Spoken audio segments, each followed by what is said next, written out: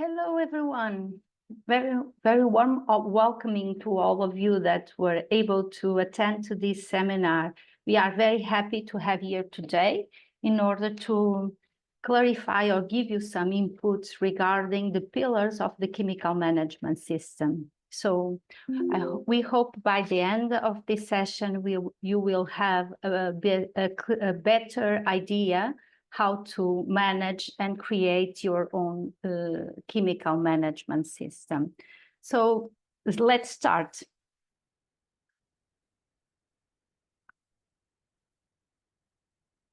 So in order to give you a bit more of background regarding myself, my name is Sandra Teixeira, and I have a degree in chemical engineering and a master degree in energy engineering that was taken in Portugal. From my roles, I have more than 24 years of experience in the textile sector, which of them 11 were spent in the field of wet processing. And also from the several roles that I had, the involvement in research field during my master degree, also as quality assurance in a Portuguese brand retailer, and also as sales from chemicals in a Portuguese company also. And during the past year, since 2018, that I'm more dedicated to environmental audits and assessments, like water assessments, energy assessments, as well chemical risk assessments in several countries of Europe, North Africa, and also Latin America. Just a general overview of the settings of this meeting today, and in order to ensure a good quality control of the sound and image, the audience will be muted, but please feel free to reach out and ask your questions throughout the Q&A function. So at the end of this session, we will be able to answer to all your queries that may arise during this session today. So here you can see where you can ask your questions, and please type.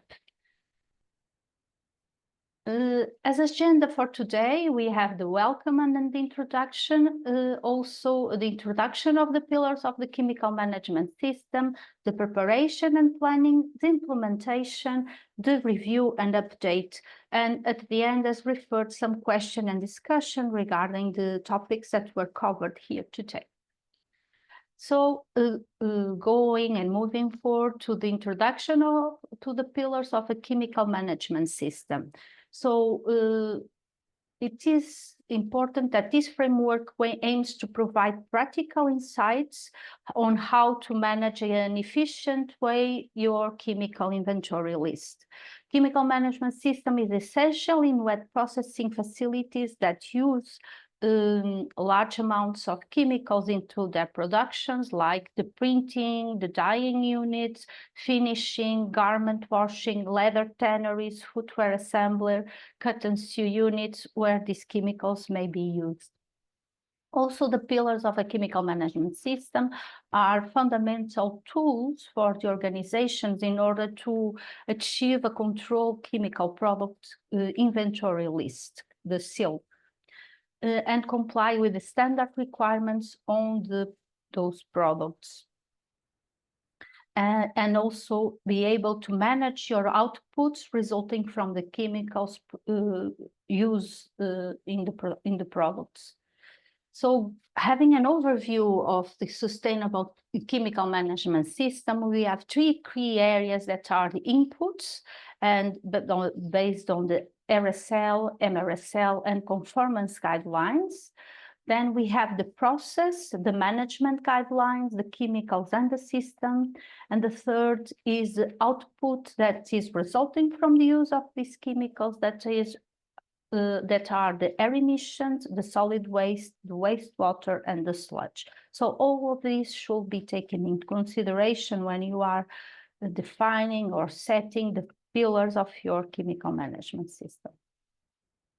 Also, as guidance and supporting documents, you have the ZDHC MRSL, that already are listed, or the chemicals or the substances that may be hazards to the human or to the environment. And also you have the ZDHC Gateway, where you can search for the chemicals that are in compliance with the ZDHC MRSL. You have also the InCheck report that you can generate monthly in order to confirm your conformance or conformity of your chemical inventory list against the ZDHC MRSL, and the ChemCheck reports that are the reports that are available also in ZDHC Gateway, or your suppliers from the chemical school provide you as evidence that the chemical is complying with a certain level of the ZDHC MRSL. Then another document or other supporting documents that you may use in order to have a robust chemical management system is the ZDHC Chemical Management System Framework and the Chemical Management System Technical Industry Guide. And here there are topics and goes much more into the details, which are the actions and how you should implement in your and how should you be implementing this guidance in your facility. Also the ZDHC Academy, if you have any questions in order to learn a bit more about the ZDHC process. You also have the Supply to Zero platform, that is another tool that will support you in order to improve and set your path through the sustainability process. And regarding the output management, you have also from ZDHC wastewater guidelines and air emission guidelines. Again, the ZDHC Gateway that can support you, and also the Clearstream, where you can report your chemical inventory list according to ZDHC MRSL. So having an overview of the pillars of the chemical management system, we have the first, the policy, the strategy, the assessment, the health and safety, the chemical inventory, the storage and handling, the output management, the process control, and the continuous improvement. So these 9 topics are important to be defined in order to have a strong chemical management system in place at your facilities. Having a structure walkthrough. So as the first step for defining your chemical management system should be the preparation and planning. And here it should include the policy, defining a policy, a strategy, the assessment regarding the regulatory, the chemical supply chain, and the safer alternatives for the chemicals. Then the second step is the implementation of the health and safety measures, the chemical inventory and storage and handling. And finally, the third step is review and update. And here the review means by the output management regarding the wastewater, the sludge, the air emissions, the solid waste, the process control, and the continuous improvement. All these should be taken into consideration when you are revising your process and how can you improve it. So taking in consideration the first step, then that is the preparation and the planning. And here the key takeaways is the policy, and the policy should once you are defining the policy, should include the interlinkages between the policy, the procedures, and the regulations. Also, how to formulate the scope of the chemical management system policy at your facility according, of course, to your specificities and your activities. How to bring out the transparency and traceability of the elements in the policy. So also this needs to be thought through. Then we have the strategy, and the strategy aims to identify operating boundaries to work on the scope of the CMS, to build a chemical management team with defined roles and responsibilities. So you should define which are the team or the responsible persons that will be involved in the implementation of your chemical management system, how to develop an action plan for strategy implementation. And the assessment, identifying and monitoring regulatory compliance and build a tracking system, how to identify the chemical hazard throughout safety data sheets and chemical labels, and how to develop exposure scenarios to mitigate risks and worker safety. Also, how to assess and conduct substitutions for safer alternatives.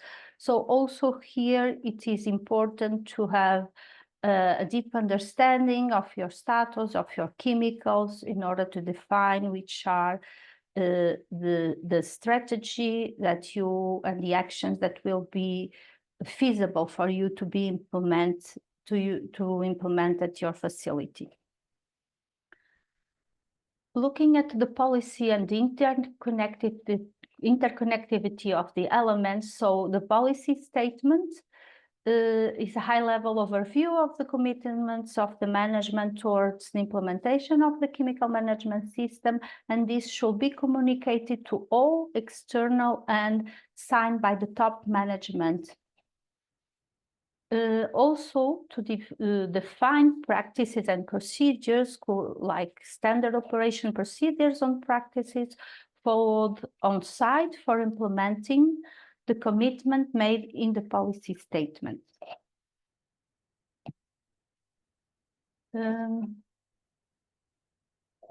Then you should also have a chemical purchase policy, transparency policy, and traceability policy.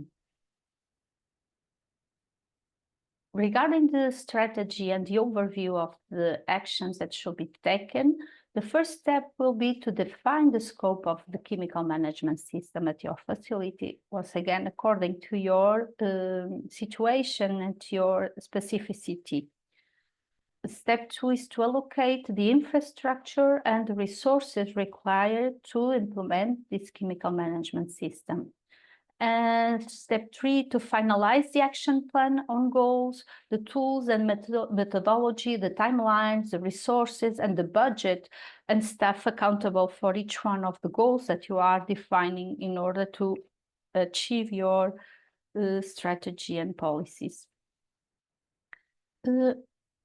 Going forward for the assessments, and here it will be important how to manage compliance in relation to the chemicals restrictions and local legislations, and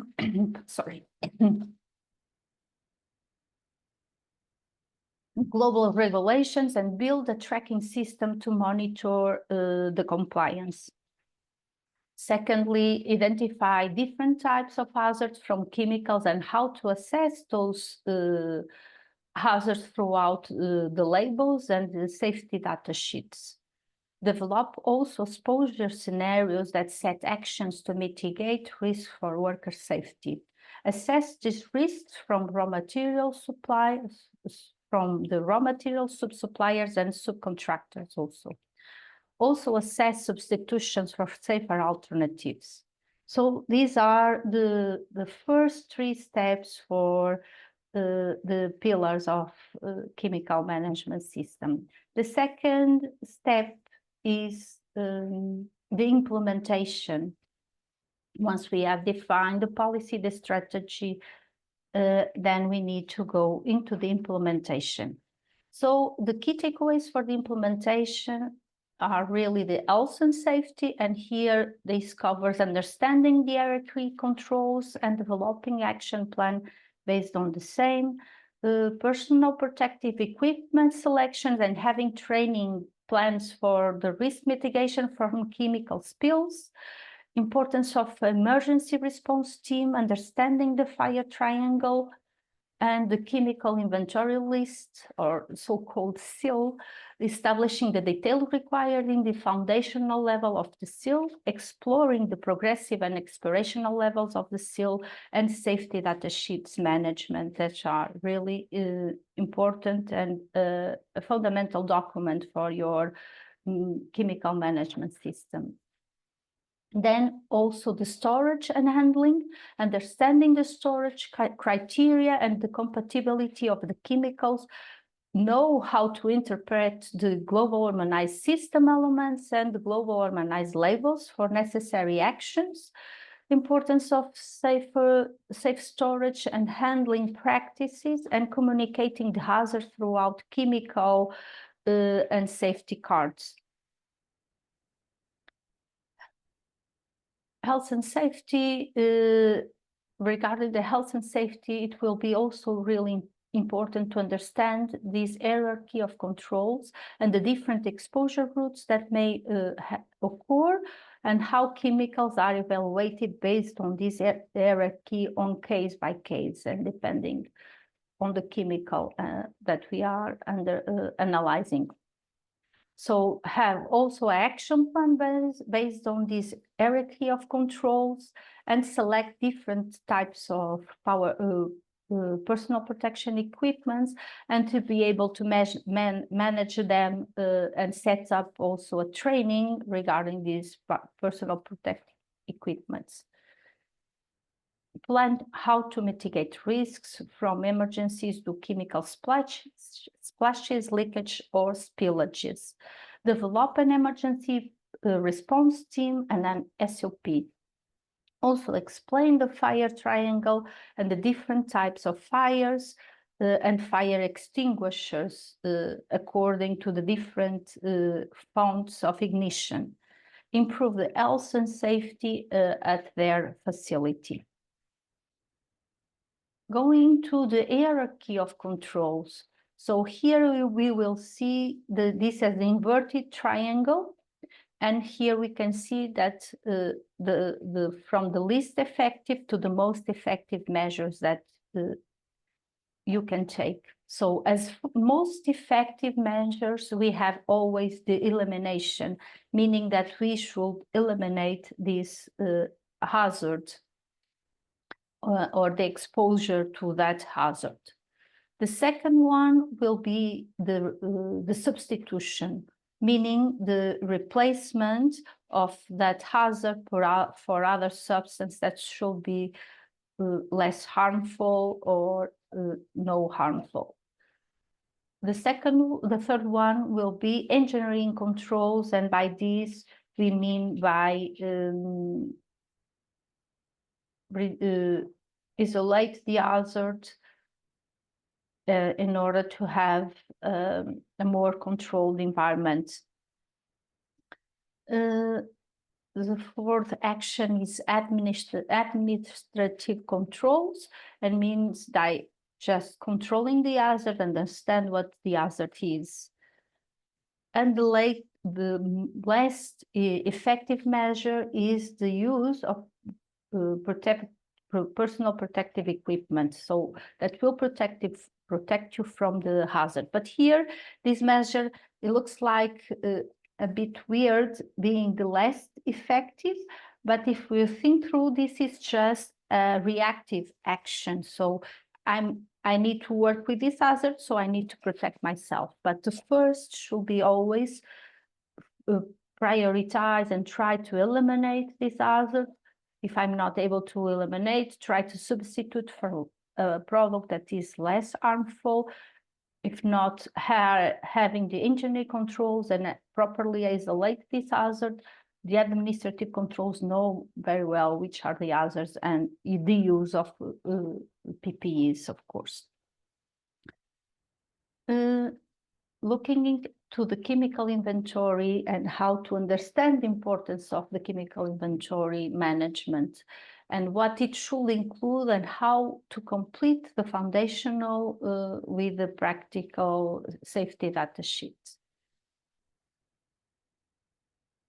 Secondly, to complete the progressive and the aspirational level, of course, we are always speaking about against the ZDHC measures or protocol.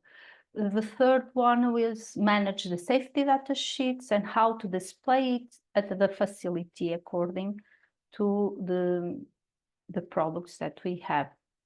And the fourth, to navigate ZDHC gateway, to check ZDHC MRSL conformance and search for the products that we have in our chemical inventory list. So here we can see an image of the ZDHC gateway where when we are searching the products and how they are classified according to MRSL conformance level. So here we can see how the product is classified. This is a product that is level 3 that is fully conformant with MRSL. And here we see a product that is level 1 that is complying with parts or some parts of the MRSL. But the gateway, ZDHC gateway is a very good tool for you to search, understand which chemicals you may have that are in compliance with already in compliance with ZDHC MRSL. Another way is throughout the sham check that your chemical suppliers may provide you once you are purchasing your chemical to your facility. Another important topic is related to the storage and handling. And here it will be important to explain or understand the global harmonized system and the greenhouse gas and global harmonized system labeling elements in detail. Also to prepare the actions to be taken on these labels, and that is fundamental that a team responsible for managing the chemical inventory system is fully knowledgeable and know how to learn to understand the labels and the information in the safety data sheets. Also to set up safe storage and handling practices like standard operating procedures. Also to prepare and communicate hazards throughout chemical safety cards. And here, regarding this storage and handle and the chemical storage, so it's important to understand the following sections once you are considering to store your chemicals according to the identification of the hazards, information that can be found on section 2 of the safety data sheets. Also on section 5, you have the firefighting measures. Section 6 will give you information related to accidental release measures. And also in section 9, you have the chemical and physical and chemical properties of the chemic. And section 10, you have the stability and reactivity of the chemical. So these are all the things that you should consider once you are building up and classifying or assessing your chemical management system or your chemical inventory list, so you are able to have as much information as you can and give you a very clear idea about which are the hazards that you may have inside your doors or stored in your warehouses. Going to the part, this third step of the pillars of the chemical management system, that is review and update. So after I have built my system, I implement it, now I need to review it in order to improve myself. So one of the important areas is the output management. And the output management means that is what is resulting from the facility activities, and this may differ according to the type of activities that you may have inside your facility. But here we have the main outputs that are the end product, that could be garments, could be fabric, could be knitted fabric, Also, we have the wastewater that is linked to the production process, especially the ones that are having wet processes. Also, the sludge that is linked to the wastewater, and the air emissions that result from your activity, and as well the solid waste. So all these outputs should be managed and tracked and follow up in a consistent and transparent way also. So the methodologies or process control, firstly, you should make a list of documents and records for the chemical management implementation, the transparency, the internal and external review.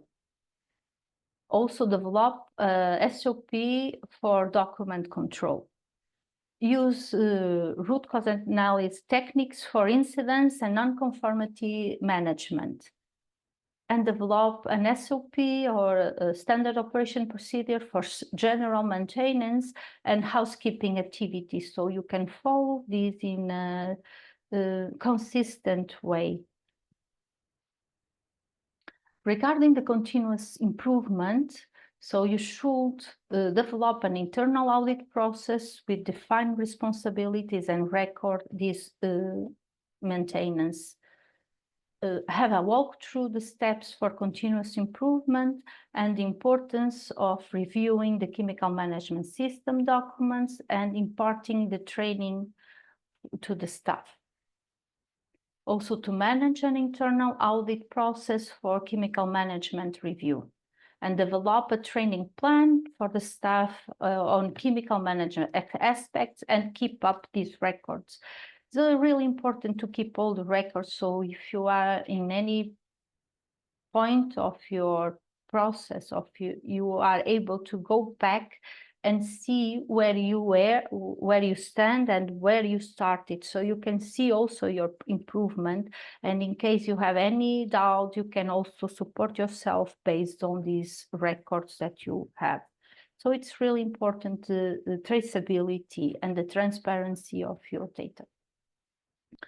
As support tool for these improvements, you have the InCheck verification. And here we are going to have a highlight through the InCheck verification. So the applicability of the InCheck report or verification is applicable to all the industry where the MRSL is in scope. In the same way, it's not applicable to industry sectors where this MRSL is out of scope, like fiber manufacturers.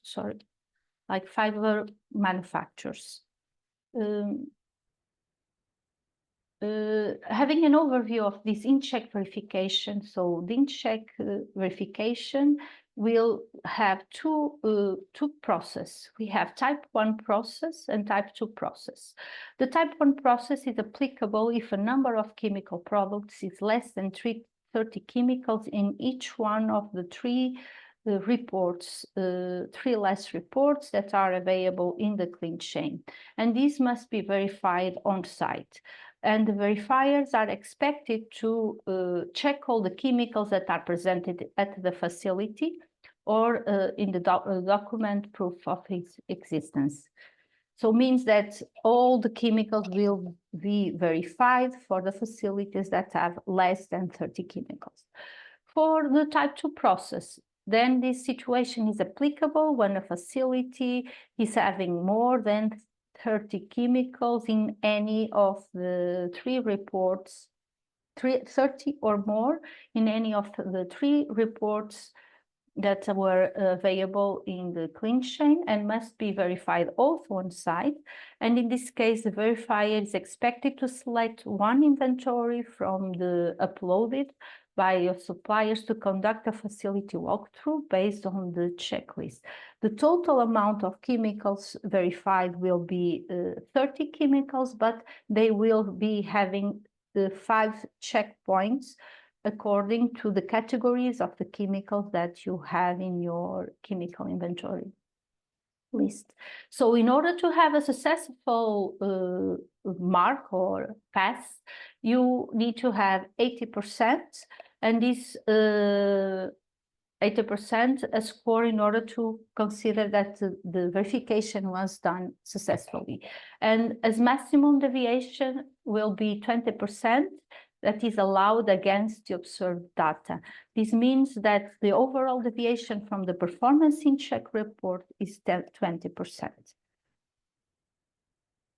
Another tool that you may have to improve your path and your sustainability is the Supply to Zero platform. And here, this platform marks your entry point to take a full ownership of your ZDHC Roadmap to Zero implementation program effort. The Supply to Zero program involves 3 steps equivalent to the well-known performance level. Level 1, Level 2, and Level 3. So Level 1 is based on the principles of the ZDHC Chemical Management System framework. And by reaching this level, you will be able to demonstrate your awareness of both ZDHC's sustainable chemical management and how to implement ZDHC solutions. For each recommended improvement, you also get insights on the investments and timelines involved.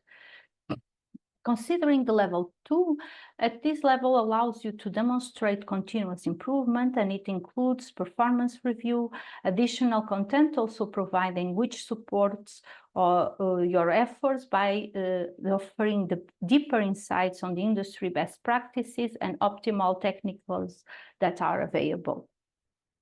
The third level 3 will equip your organization to a position as a leader in tackling the use of hazardous chemicals.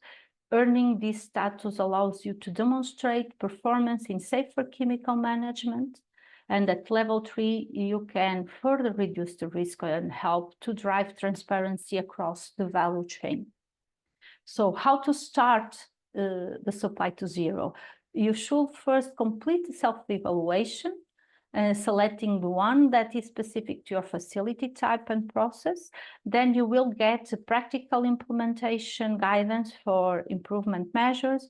And when all of the relevant questions have been answered, you can download your ZDHC certificates that will be easy to share your accomplishments with your partners and your brands and stakeholders.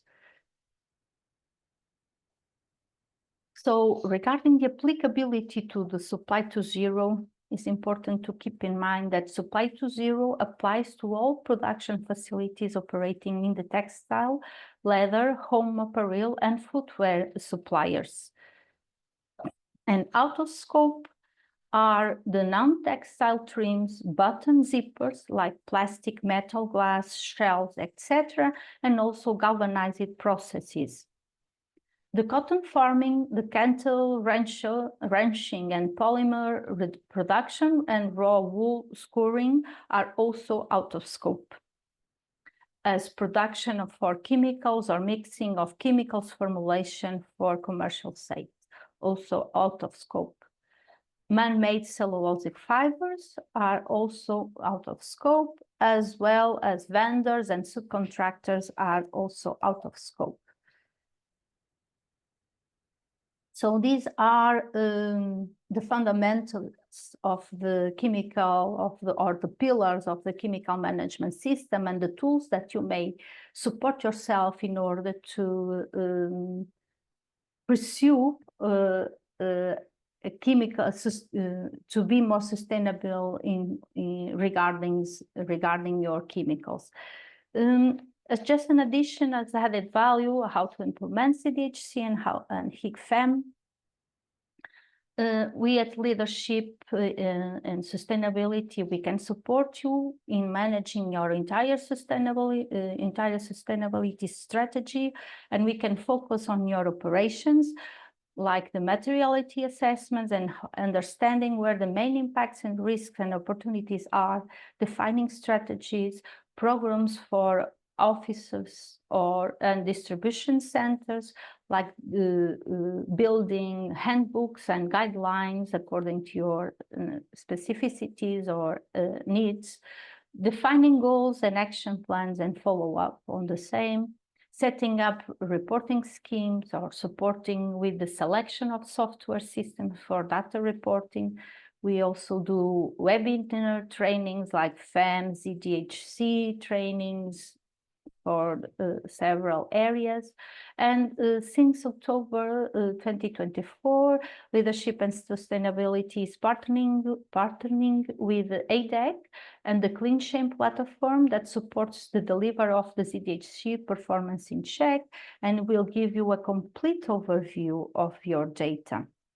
So these are some of the activities that we conduct at Leadership in Sustainability, but not all.